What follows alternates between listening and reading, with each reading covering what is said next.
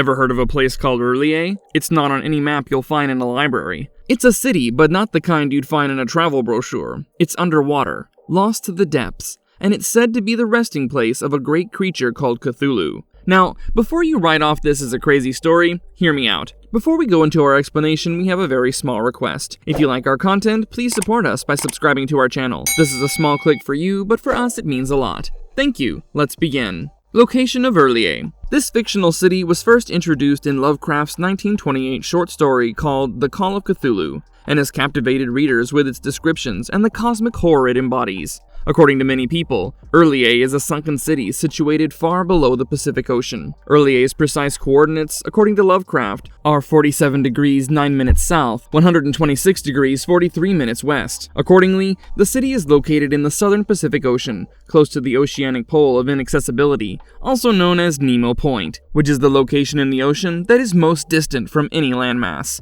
The city's mystique and inaccessibility are increased by its isolated and barren location. A different set of coordinates was provided by Lovecraft's contemporary and correspondent August Derleth: 49 degrees 51 minutes south, 128 degrees 34 seconds west. R'lyeh is situated in an inaccessible area of the Pacific Ocean, according to both sets of coordinates. During the Paleozoic era, which spanned 538 million to 251 million years ago, the island was dry land and significantly above sea level when it was initially built.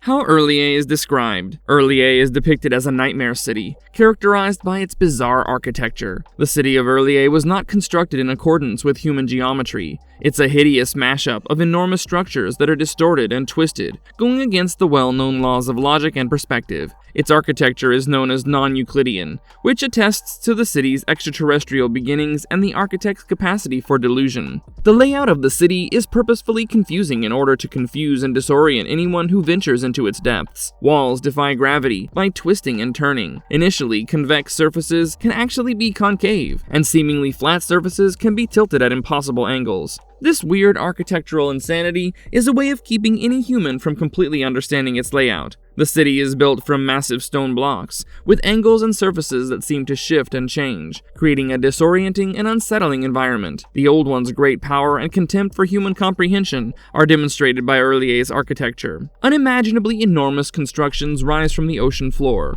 their walls carved with eerie, unearthly reliefs. These constructions are more than just buildings. They're manifestations of the city's otherworldly spirit, designed to evoke both wonder and fear. Its most striking feature is a huge monolith, which is a soaring construction that juts out of the ocean. Quite odd if you ask me, but that's probably the whole point.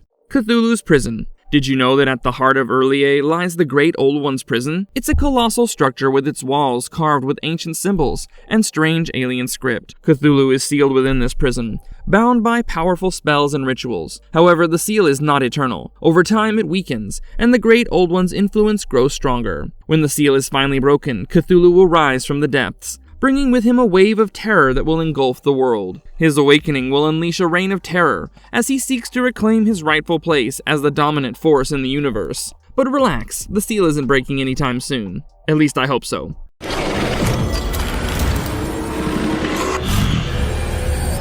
The Great Old One Cthulhu. Take a look at the phrase, "In his house at R'lyeh, dead Cthulhu waits dreaming." It encapsulates the essence of Cthulhu's existence, and this chant is often repeated by Cthulhu cultists, who believe that one day their god will awaken and bring about a new era of chaos and destruction. Massive Deep Ones built R'lyeh from these foundations in anticipation of Cthulhu's coming from the stars. R'lyeh served as a conduit for Cthulhu, as he traveled through the vastness of space to reach Earth when the stars were in alignment. A huge continental landmass that was two-thirds the size of Australia is said to have once existed in the center of the Pacific. Cthulhu's enormous palace was constructed here, solidifying the Old One's rule over the planet and enveloping it in a terrible darkness that even the angels were driven away from. The landmass became a terrifying hellscape as a result of Cthulhu's breeding and unleashing of unimaginable horrors. How R'lyeh sank. One theory suggests that Zeus, Odin, Ra, and Indra, the leaders of the Divine Council, launched a combined attack on Cthulhu in a bloody battle. Tied to the temporal cosmic energies of R'lyeh, Cthulhu was compelled to fall into a deep sleep inside his own fortress when the stars misaligned. The entire continent was subsequently leveled by Zeus and Poseidon,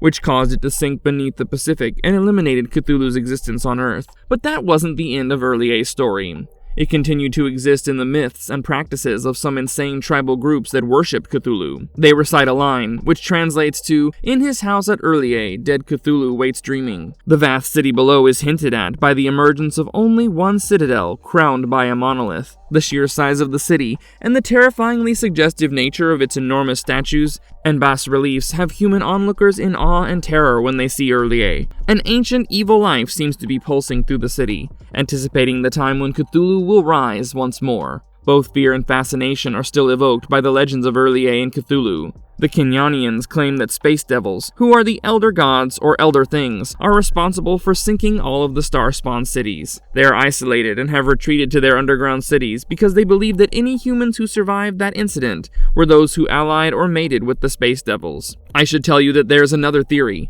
Because the sinking of Urlier occurred at the same time as the other star-spawned cities, it's thought to have been caused by a cosmological event. H.P. Lovecraft actually claims that the stars were wrong and so they could not live, but that when the stars were right, the cities would reappear from the sea. He taught them the Urliaean language and other essentials, according to the Kenyanians, who worship Cthulhu, also called Tulu.